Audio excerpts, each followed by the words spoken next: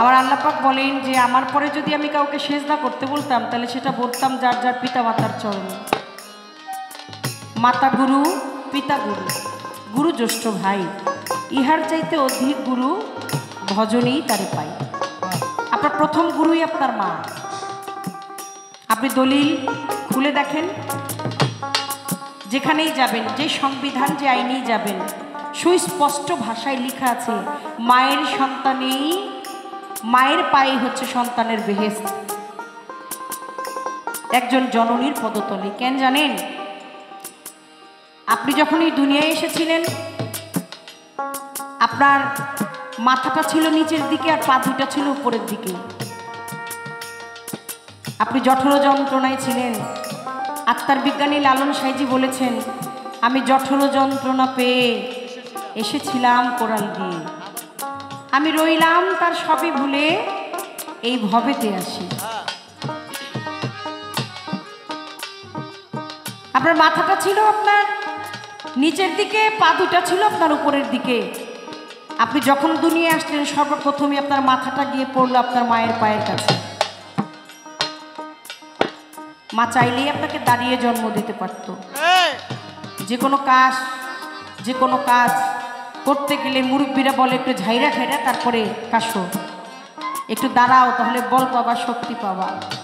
কিন্তু মা আপনি যেন আপনার গায়ে যেন একটা কাটার আচরণ না লাগে। একটা সন্তান যখন গর্ভে থাকে তখন সন্তানটার সুস্থতা বোঝার জন্য সন্তানটা মায়ের পেটের মধ্যে আঘাত করে। ডাক্তার বলে 5 মাসে যখন পঞ্চটা আত্মা আসে, তার যখন শরীরটা আস্তে আস্তে গঠন গাঠনটা প্রস্তুত হয়, হাত পাগুলো একটু শক্ত হতে থাকে, তখন ডাক্তার বলে প্রতিদিন অন্তত 20 থেকে 30 বার 40 বার মা একটু খেয়াল করবেন আপনার সন্তানটা নড়ে কিনা। যদি অন্তত 20 বার নড়ে সারা দিন রাতে, আপনি বুঝবেন যে আপনার সন্তানটা সুস্থ আছে। এখানে সুস্থতা বোঝার জন্য সন্তানটা কি করে? হইলে মায়ের পেটের মধ্যে একটা ঘুষি দেয়, নেলে পা দুইটা দিয়ে একটা লাথি দেয়। আর মা কি করে জানেন? ওই আঘাত, ওই ব্যথা পেয়েও খিলখিল করে হাসি।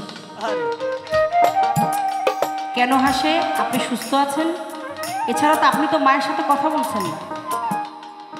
আপনার সিমটমগুলো এরকম, আপনি হয় হাত দিয়ে একটা ঘুষি দিবেন, নিলে আপনি পা দিয়ে একটা লাথি দিবেন, তা না হলে নাকটা ধরে একটা টান দিবেন, আর আপনার মা খিলখিল করে হাসবে। এক লাথি দিয়ে আপনি মা ওই দিন খুশি হয়েছিল, আনন্দিত হয়েছিল, সেজন্য আপনি হয়ে গেছিলেন জান্নাতি। আর দুনিয়ায় আইসা ওই একই হাত আর পা দিয়া বাবা মারে আঘাত করে হয়ে গেলেন সশরীরে জাহান্নামী। হিসাব বরাবর আইসো ভবে যাইতে হবে, কেউ চিরদিন রবে না। আইসো ভবে যাইতে হবে, কেউ চিরদিন রবে না। সাধক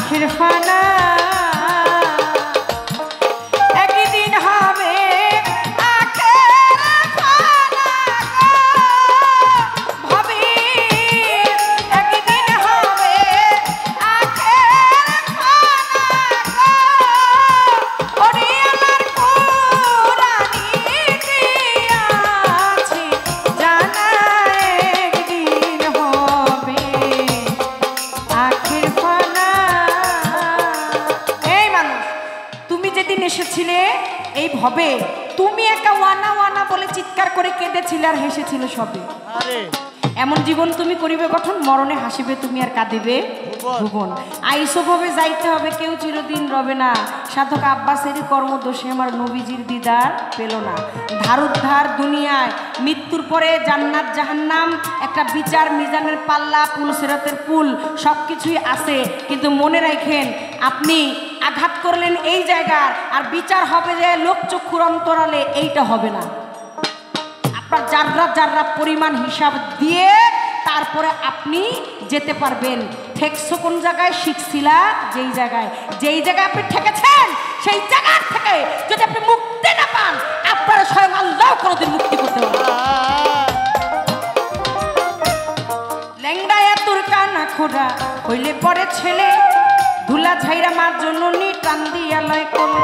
ওরে পুত্র যদি কুপুত্র হয়, মায়ে কি আর ফেলে গো, হাজার দোষ রাখিয়া গোপন মায়ে কিন্তু পারে। মাছে চিনে গহীন গম্ভীর, কইখে চিনে ডাল, মায়ে জানে সন্তানের ব্যথা, জাদু দরের সাল। ওরে মাছে চিনে গহীন গম্ভীর, পাখি চিনে ডাল, মায়ে জানে সন্তানের ব্যথা, জাদু দরের সাল। ওরে লজ্জাপতি গাছটা যেমন ছুঁইতেই গেলে মরে, সন্তানের লাগিয়া মায়ের সদা আঁখি ঝরে। আমি শাকিল সাহেবকে ধন্যবাদ জানাই যে এই প্রজন্মে এই সময় এসে, আজকের এই সময়ে উনি বন্ধু তুমি আইলা না, গেলা না, আমার পাশে বইলা না, জ্বলছে মনের আগুন নিভাইলা না, এরকম একটা গানও অনুরোধ করলে করতে পারতেন। অবশ্যই যোগ্য বাবার যোগ্য সন্তান, একজন মায়ের আদর্শ সন্তান, মায়ের গান, মায়ের কথা শুনতে চাইলেন। আসলে দুনিয়া আমরা এসেছি একটা উসিলা দ্বারা, আর সেই উসিলাটাই হচ্ছে বাবা এবং মা। আমার আল্লাহ পাকে বলেন যে আমার পরে আমি সেজদা করতে বললে আমি ওই জায়গাটাই বলতাম, পিতা মাতা। আজকে আপনি যে জায়গায় আছেন, কালকে আপনি সেই জায়গায় থাকবেন না। পৃথিবীটা হচ্ছে গিভ অ্যান্ড টেক, দেয়া এবং নেয়া। কিছু দিলে কিছু পাইবেন, কিছু না দিলেন তো কিছু পাইলেন না। আপনার ব্যাংকে জমা রাখতে হবে কোটি কোটি টাকা, পরেরটা দেখে আপনার আফসোস করে কোনো লাভ নাই। আপনি যদি আজকে জমা রাখেন, আপনার টাকা আপনি তুলবেন, তারপরেও কত নিয়ম। টাকার গায়ে লেখা আছে চাহিবার মাত্রই গ্রাহক দিতে বাধ্য থাকে, তাই বলে কেউ কাউরে চাইলে 10,000 দিয়ে দেন।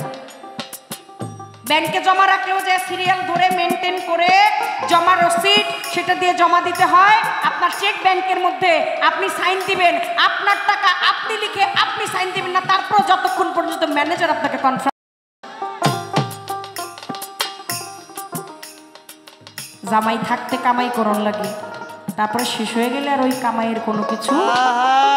খালি কলস বাজে বেশি, ভরা কলস বাজে না। জ্ঞানীর জন্য ইশারাই যথেষ্ট, মূর্খ যাতায় বোঝে।